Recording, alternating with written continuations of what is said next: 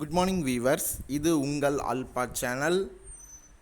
So நம்மளோட சேனலில் இன்றைக்கி நம்ம என்ன பார்க்கலாம்னா 10th ஸ்டாண்டர்ட் சயின்ஸ் லெசன் 16லேருந்து தாவர மற்றும் விலங்கு ஹார்மோன் சொல்லக்கூடிய தலைப்பிலேருந்து இன்றைக்கி பார்க்கலாம்.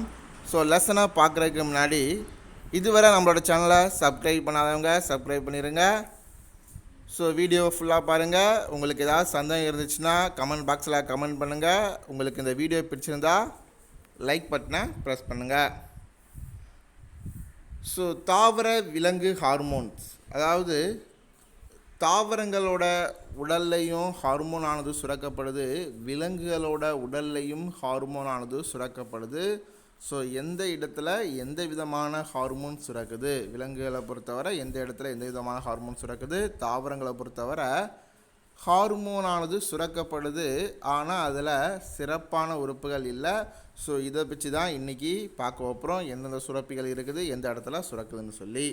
முதல்ல ஹார்மோன்னா என்னென்னு சொல்லி ஒரு சின்ன ஒரு இன்ட்ரடக்ஷன் பார்த்துடலாம். அதாவது கிளர்ச்சின்னு சொல்லக்கூடிய ஒரு வார்த்தையில் இருந்து தான் இந்த ஹார்மோன் சொல்லக்கூடிய வார்த்தை, அதாவது ஹார்மோன் சொல்லக்கூடிய வார்த்தையை எடுத்துருக்குறாங்க. அந்த ஹார்மோன் சொல்லக்கூடிய வார்த்தையை தான் ஹார்மோன் சொல்லி நாளடைவில் சொல்ல ஆரம்பிச்சிட்டாங்க. ஸோ மொத்தத்தில் கிளர்ச்சின்னு சொல்லக்கூடியதுக்கு ஹார்மோன் சொல்லி ஒரு மீனிங் இருக்குதுன்னு சொல்லி இந்த இடத்துல சொல்கிறாங்க. ஸோ ஹார்மோனை பொறுத்தவரை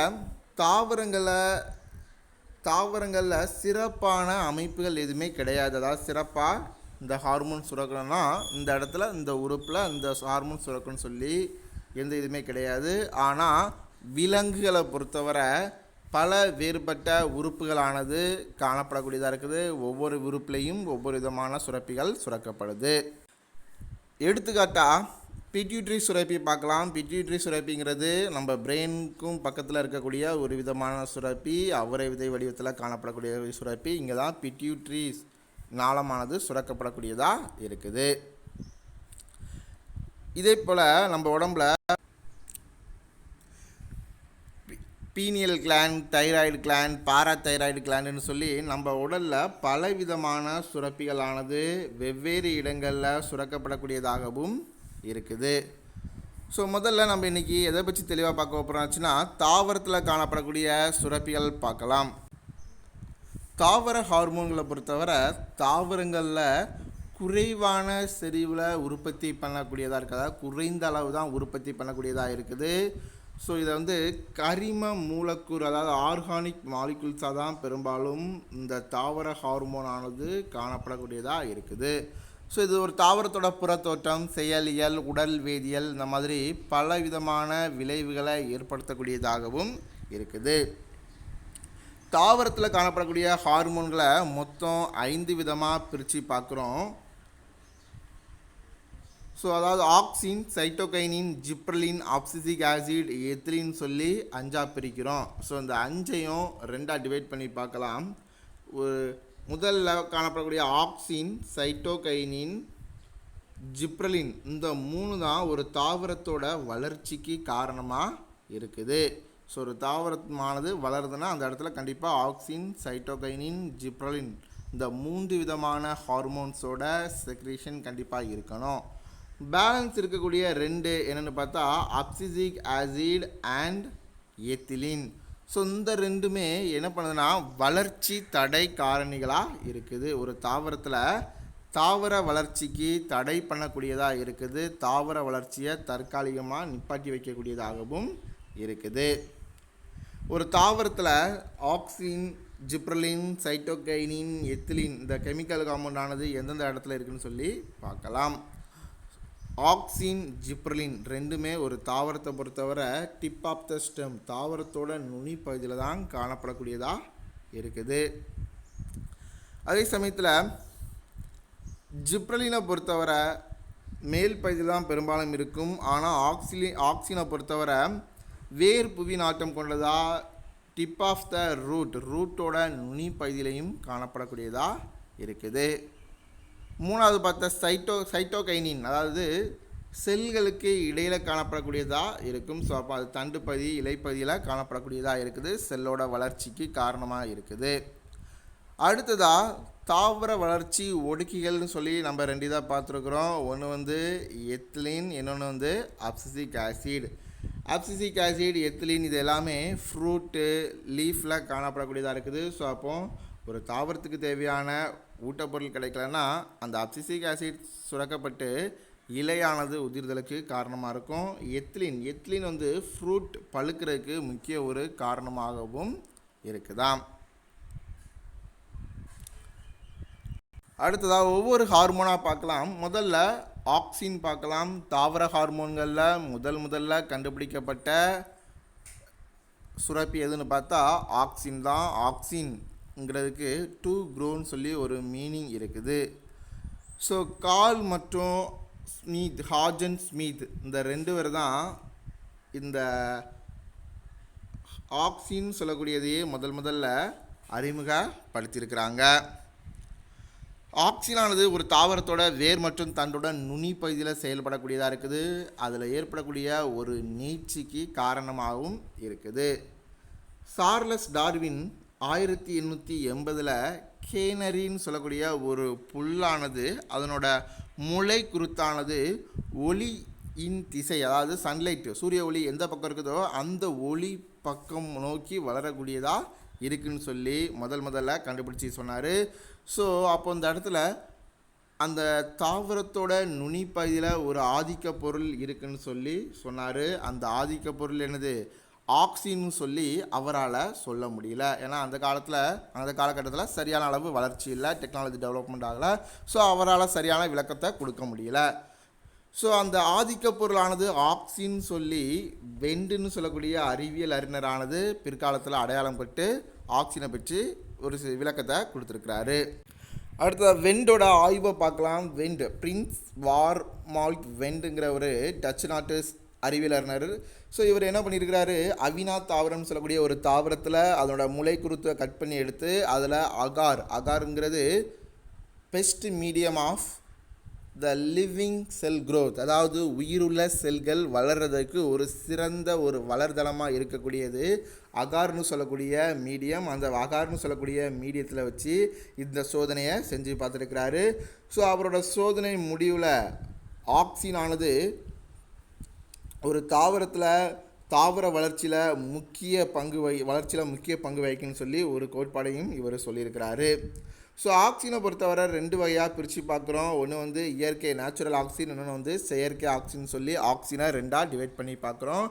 ஸோ இயற்கை ஆக்சின்ங்கிறது இண்டோல் அசிட்டிக் ஆசிட். இயற்கை ஆக்சின்ங்கிறது இண்டோல் அசிட்டிக் ஆசிட்னு சொல்லக்கூடிய அமிலத்தை தான் இயற்கையாக தாவரத்தில் சுரக்கக்கூடிய ஆக்சினாக இருக்குது. அப்போ செயற்கை ஆக்சினா என்ன?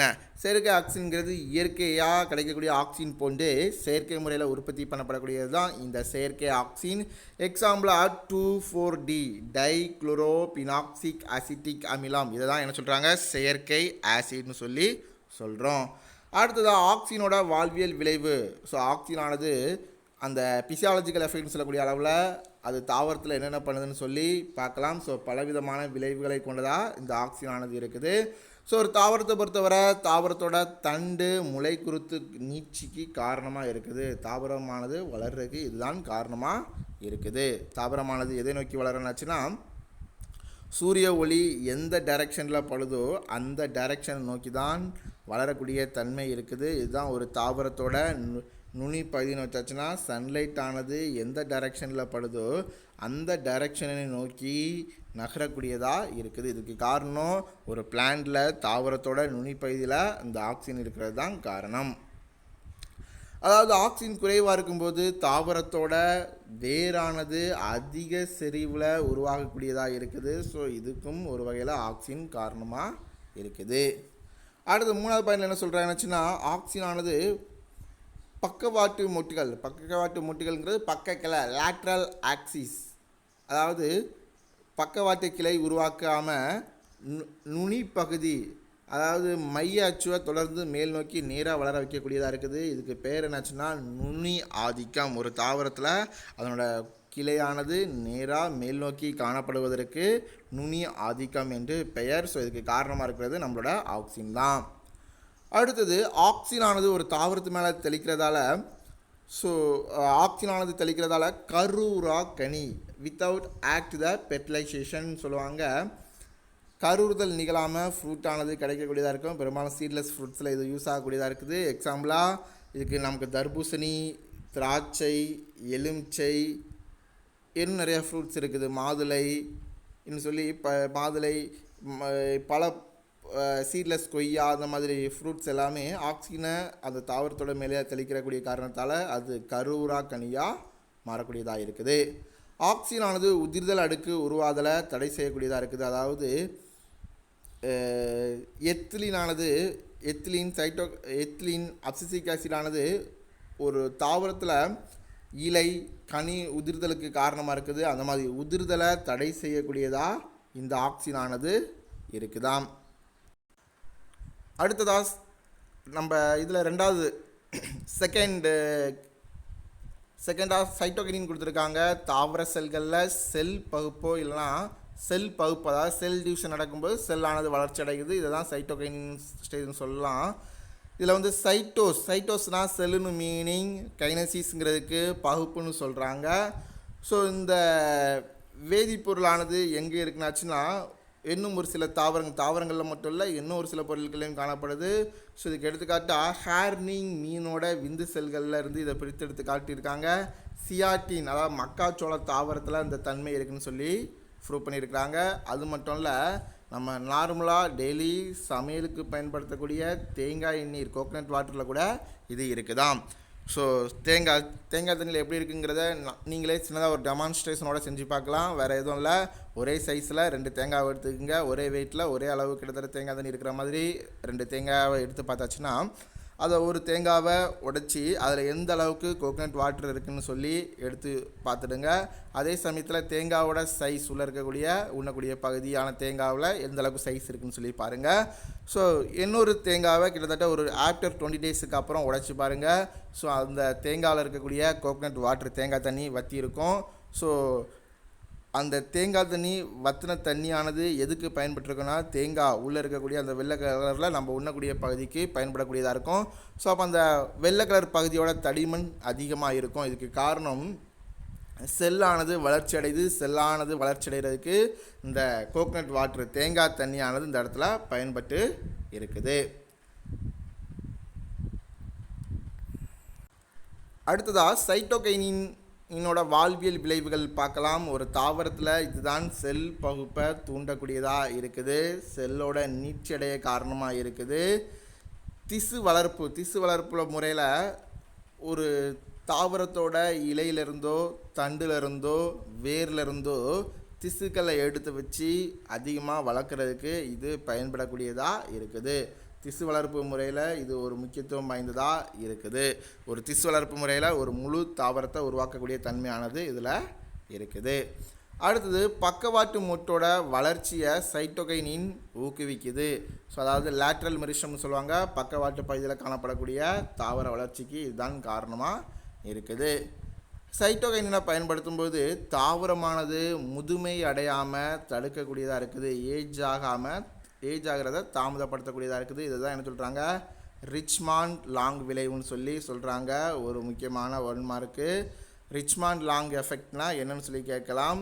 ஸோ ரிச்மாண்ட் லாங் விளைவை ஏற்படுத்தக்கூடிய சுரப்பி எதுன்னு கேட்கலாம். அதுக்கு சரியான ஆன்சர் சைட்டோகைனின். மூணாவதாக பார்க்கக்கூடிய ஹார்மோன் என்னென்னு சொல்லி பார்த்தாச்சுன்னா ஜிப்ரலின் பார்க்கலாம். ஜிப்ரலினை பொறுத்தவரை தாவரத்தோட உடலில் காணப்படக்கூடிய அதிகளவு காணப்படக்கூடிய ஹார்மோன்னா எதுன்னு சொல்லி கேட்டால் அதுக்கு சரியான ஆன்சர் ஜிப்ரலினை முதல்ல யார் பார்த்து ஐடென்டிஃபிகேஷன் பண்ணியிருக்காச்சுன்னா குருசோவாங்கிறவர் 1926 பார்த்துருக்கிறாரு. ஸோ எதை வச்சு ஐடென்டிஃபிகேஷன் பண்ணாச்சுன்னா பக்கா நோய் அல்லது கோமாளித்தன நோய், நெல்லில் காணப்படக்கூடிய கோமாளித்தன நோய். ஸோ கோமாளித்தன நோய்ங்கிறது தாவரத்தில் அதோட நார்மல் வளர்ச்சி இல்லாமல் அப்நார்மலாக வளரக்கூடியதாக இருக்குது. இது எந்த தாவரத்தில் பார்த்துருக்காச்சுன்னா ஜிப்ரிலா பியூஜிகுராயின்னு சொல்லக்கூடிய ஒரு விதமான பூஞ்சை மூலமாக நெல் தாவரத்தில் ஏற்படக்கூடிய வளர்ச்சியை பார்த்துருக்காரு. இந்த பூஞ்சை மூலமாக ஜிப்ரலிக் அமிலமானது அதிகமாக சுரக்கப்பட்டிருக்குது. அப்போ ஜிப்ரலிக் அமிலம் அதிகமாக சுரக்கப்பட்டதால் அந்த தாவரத்தில் வளர்ச்சியானது அதிகமாக நடந்திருக்குது. ஸோ இதுதான் நெல்லோட கோமாளித்தனமான நோயின்னு சொல்லுவாங்க. அடுத்ததா ஜிப்ரலினோட வாழ்வியல் விளைவுகள் பார்க்கலாம். The effect of gibberellin. ஜிப்ரலினா ஒரு தாவரத்தில் நம்ம தெளிக்கும் போது அதனோட கணுவிடை பகுதியோட நீட்சிக்கு காரணமாக இருக்குது. அசாதாரண நீட்சியை தூண்டக்கூடியதாக இருக்குது. இதுக்கு எக்ஸாம்பிளாக மக்காச்சோளம் பட்டாணி தாவரத்தில் இதை ப்ராக்டிக்கலாக நடைமுறைப்படுத்துகிறாங்க. நெருங்கிய இலையெடுக்கம் கொண்ட தாவரத்தில் ஜிப்ரலினை நம்ம தெளிக்கும்போது தாவரத்தில் தண்டானது நீட்சி அடையக்கூடியதாக இருக்குது. ஸோ இந்த இமேஜஸை பார்த்தா உங்களுக்கு தெரியும். இந்த முதல் இமேஜஸை பாருங்கள். முதல் இமேஜஸை பொறுத்தவரை இலையானது மிக நெருக்கமாக இருக்குது. தண்டோட நீட்சியானது இந்த இடத்துல காணப்படவில்லை. ஸோ அப்போ இந்த இடத்துல நம்ம என்ன பண்ணுறோம், கொஞ்சோண்டு இந்த கெமிக்கல் காம்பவுண்டை தெளிக்கிறோம். எந்த கெமிக்கல் காம்பவுண்டை தெளிக்கிறோம்னாச்சுன்னா ஜிப்ரலினை இந்த இடத்துல என்ன பண்ணுறோம், தாவரத்தோட இந்த பகுதியில் நம்ம தெளிக்கிறோம். அப்போ ஜிப்ரலின் தெளிக்கும்போது கணுவிடை பகுதியானது நீட்சி அடையக்கூடியதாக இருக்குது. கணுவிடை பகுதியானது நீட்சி அடைந்து அதனை தொடர்ந்து தாவரத்தில் மலரானது வரக்கூடியதாக இருக்குது. இந்த நிகழ்வை தான் என்ன சொல்கிறோம், போல்டிங் சொல்லி சொல்கிறோம். போல்டிங் நடப்பதற்கு காரணமான சுரப்பி எதுன்னு சொல்லி கேட்கலாம். அதுக்கு சரியான ஆன்சர் ஜிப்ரலின் இருந்தால் தான் போல்டிங் சொல்லக்கூடிய ஒரு மூமெண்ட் ஆனது தாவரத்தில் நடக்கக்கூடியதாக இருக்கும். அடுத்ததாக இது வெள்ளரி தாவரத்தை பொறுத்தவரை வெள்ளரியில் ஆண் மலர் உருவாகிறதுக்கு காரணமாக இருக்குது. அது மட்டும் இல்லை, உருளைக்கிழங்கில் கிடக்கக்கூடிய உறக்க நிலையை நீக்கக்கூடியதாக இருக்குது. உருளைக்கிழங்கு வளராமலே ரொம்ப காலமாக இருக்கும். ஸோ அதை நீக்கக்கூடியதாகவும் இருக்குது. அது மட்டும் இல்லை, விதைகளற்ற கனி, அதாவது கருவுறா கனியில் தான் அப்போ விதைகள் ஆனது வராது. ஏன்னா இதில் கருவுறுதல் நடக்கலாம், அப்போ சீட் ஃபார்மேஷன் இருக்காது. ஸோ அந்த மாதிரி கனிகள் உருவாகிறது அதிகமாக இது தூண்டக்கூடியதாகவும் இருக்குது. இதுக்கு எடுத்துக்காட்டாக தக்காளியை சொல்கிறோம். அடுத்ததாக நம்ம என்ன பார்க்கலாம்னா அப்சிசிக் ஆசிடை பார்க்கலாம். அப்சிசிக் ஆசிட், எத்திலீன் ரெண்டுமே எதுக்கு காரணமாக இருக்குன்னாச்சுன்னா தாவர வளர்ச்சி தடை காரணிகள்னு சொல்கிறோம். ஒரு தாவரத்தோட வளர்ச்சியை தடுக்கக்கூடியதாக இருக்குது. ஸோ முதல்ல நம்ம இதில் அப்சிசிக் ஆசிடை பார்க்கலாம். அப்சிசிக் ஆசிடை பொறுத்தவரை தாவர வளர்ச்சி அடைக்கின்னு சொல்லி இதை சொல்கிறோம். ஒரு தாவரத்தோட உறக்க நிலையே இதுதான் வச்சுருக்குன்னு சொல்லி சொல்கிறோம். ஸோ ஏன் இதை உறக்க நிலைன்னு சொல்கிறேன்னா, ஒரு தாவரத்தில் விதையானது வளராமல் தடுக்கக்கூடியது இந்த அப்சிசிக் ஆசிட். தாவர வளர்ச்சியை நிப்பாட்டி வைக்கக்கூடியது இந்த அப்சிசிக் ஆசிட். ஸோ அதனால தான் இதை உறக்க நிலை வளர்ச்சி அடைக்கின்னு சொல்லி நம்ம சொல்கிறோம். அது மட்டும் இல்லை, இது தாவரத்தோட இருக்க நிலை ஹார்மோன் சொல்லி சொல்கிறோம். ஏன்னா வளர்ச்சி அதாவது தாவரத்தில் வறட்சி ஏற்படும் போது அதோட வளர்ச்சியை நிப்பாட்டி வைக்கக்கூடிய ஒரு சுரப்பியாக இந்த அப்சிசிக் ஆசிட் காணப்படுது. ரெண்டாவது, அதுக்கு நீர் பற்றாக்குறை ஏற்படும் போதும் அதில் ஸ்ட்ரெஸ் ஏற்படுது. அந்த ஸ்ட்ரெஸ்ஸை இதுதான் தடுத்து நிப்பாட்டக்கூடியதாக இருக்குது. அதனால் அப்சிசிக் அமிலத்தை இருக்க நிலை ஹார்மோன் சொல்லி அழைக்கிறோம். முக்கியமான 1 மார்க்கு. அடுத்ததாக இதனோட வாழ்வியல் விளைவுகளை பார்க்கலாம். வாழ்வியல் விளைவுகளை பொறுத்தவரை அப்சிசிக் ஆசிட் ஒரு தாவரத்தில் இலைகள் மலர்தல் உதிர்த்து விடுவதற்கு காரணமாக இருக்குது. ஒரு தாவரத்தில் இலை மலரானது உதிர்றதுக்கு இந்த அப்சிசிக் ஆசிட் காரணமாக இருக்குது. நீர் பற்றாக்குறை தாவரத்தில் ஏற்படும் போது இலை துளையை மூடுவதற்கும் இந்த அப்சிசிக் ஆசிடானது பயன்படுது. நார்மலாக இருக்கக்கூடிய ஒரு க்ரீன் கலர் தாவரத்தை அதில் உள்ள பச்சையத்தை நீக்க செஞ்சு எல்லோ கலரில் கன்வெர்ட் பண்ணி மூப்படைந்து தாவரத்தை விட்டு நீக்கிறதுக்கும் இந்த அப்சிசிக் ஆசிடானது பயன்படக்கூடியதாக இருக்குது. அதாவது தாவரத்தை மூப்படைய செய்யக்கூடியதாகவும் இந்த அப்சிசிக் ஆசிட் இருக்குது. அது மட்டும் இல்லை, மொட்டு உறக்கம், அதாவது தாவரத்தில் ஒரு சில தாவரம் வெயில் காலத்தில் அதிகமாக வரும், ஒரு சில தாவரம் குளிர்காலத்தில் அதிகமாக வரும். பருவநிலை மாறுபாட்டை சமாளித்து அந்த தாவர வளர்ச்சியை தற்காலிகமாக நிப்பாட்டி வைக்கக்கூடியதாகவும் இருக்குது. அது மட்டும் இல்லை, பக்கவாட்டு மொட்டோட வளர்ச்சியை தடை பண்ணக்கூடியதாகவும் இந்த அப்சிசிக் ஆசிடானது இருக்குது. லாஸ்ட்டாக நம்ம பார்க்கக்கூடிய ஹார்மோன் எத்திலீன் ஆனது ஒரு வாயு நிலையில் உள்ள ஒரு ஹார்மோன் சொல்லி சொல்கிறாங்க. ஸோ இதுவரை பார்த்த மொத்தம் 5 இது பார்த்துருக்கோம். ஆக்சின், ஜிப்ரலின், சைட்டோகைலின், அப்சிசிக் ஆசிட்னு பார்த்தோம். ஆனால் இந்த எத்திலீன் மட்டும் வித்தியாசமாக இருக்குது. வாயு நிலையில் உள்ள ஒரு ஹார்மோனாக இருக்குது. ஸோ இது ஒரு வளர்ச்சி அடக்கின்னு சொல்கிறாங்க. ஏன்னா பிளான்டோட க்ரோத்தை தடை பண்ணக்கூடிய காரணத்தால் இதை தாவர வளர்ச்சி அடக்கின்னு சொல்கிறாங்க. பொதுவாக இது தாவரங்களில் கனிகள் முதிர்ச்சி அடைகிறதுல அதிகமாக பங்கு பெறக்கூடியதாக இருக்குது. ஸோ இதை எடுத்துக்காட்டால் ஆப்பிள், வாழைப்பழம், தர்பூசணி இந்த மாதிரி தாவரங்களில் பழம் பழுக்கிறதுக்கு முக்கியமாக எது காரணமாக இருக்குன்னா அந்த எத்திலீன் தான் காரணமாக இருக்குது. அடுத்ததாக எத்திலீனோட வாழ்வியல் விளைவுகளை பார்க்கலாம். எத்திலீனானது பழம் பழுப்பதை ஊக்குவிக்கக்கூடியதாக இருக்குது. ஸோ ஃப்ரூட்டானது காயின்னு சொல்லக்கூடிய லெவலிருந்து பழுக்கிறதுக்கு காரணமாக இருக்குது. எக்ஸாம்பிளாக தக்காளி, ஆப்பிள், வாழை சொல்கிறாங்க. எத்திலீன் இரு விதையிலை தாவரங்களில் வேர் மற்றும் தண்டோட நீட்சி அடைவதை தடை செய்யக்கூடியதாக இருக்குது. அதாவது அளவுக்கு அதிகமாக வேரோ அல்லது தண்டோ வளர்றதை தடுக்கக்கூடியதாக இருக்குது. ஸோ அது மட்டும் இல்லை, எத்திலீன் இலைகள் மற்றும் மலர்கள் மூப்படைதலை விரைவுபடுத்தக்கூடியதாக இருக்குது. சரியான அளவு பிளான்ட்டுக்கு வாட்டர் கண்டென்ட் கிடைக்கலனாச்சுன்னா உடனடியாக இலைகளை இல்லை தண்டு பகுதிகளை மூப்படைய வைக்கக்கூடியதாகவும் இருக்குது. அடுத்து எத்திலீனானது இலையோட உதிர்தல் அடுக்கு உற்பத்தியை தூண்டக்கூடியதாக இருக்குது. அதாவது ஸ்கேர்ப்னு சொல்லுவாங்க, அதாவது தழும்புன்னு சொல்லுவாங்க. இலையிலிருந்து அந்த இலையும் அந்த பிரான்ச் அந்த கொப்பில் அந்த இலையானது இணையக்கூடிய பகுதியை பிரிக்கக்கூடியதாக இருக்குது. அதனால் இதை உதிர்தல் அடுக்கு, ஏன்னா உதிர்தலுக்கு காரணமாக இருக்கிறதால இதை உதிர்தல் அடுக்குன்னு சொல்கிறாங்க. ஃபைனலாக மொட்டுக்கள் விதை உறக்கத்தை நீக்கக்கூடியதாக இருக்குது. தாவரமானது வளராமல் அப்படியே இருக்கும். ஸோ அதுக்கு சாதகமான சூழல் வந்தோடனே அந்த தாவரத்தை உடனடியாக அந்த விதை உறக்கத்தை நீக்கி உடனடியாக தாவரத்தை வளர வைக்கக்கூடியதாகவும் இருக்குது. விதை உறக்கத்தை நீக்கக்கூடியது எதுன்னு கேட்கலாம். விதை உறக்கத்தை நீக்கக்கூடியது எது? எத்திலீன். ஓகே வியூவர்ஸ், இனிமேல் அடுத்ததாக இந்த வீடியோ உங்களுக்கு பிடிச்சிருந்தா லைக் பண்ணுங்கள். ஸோ இதே போல் தகவல்களை அடுத்த கிளாஸில் பார்க்கலாம். Okay, thank you viewers.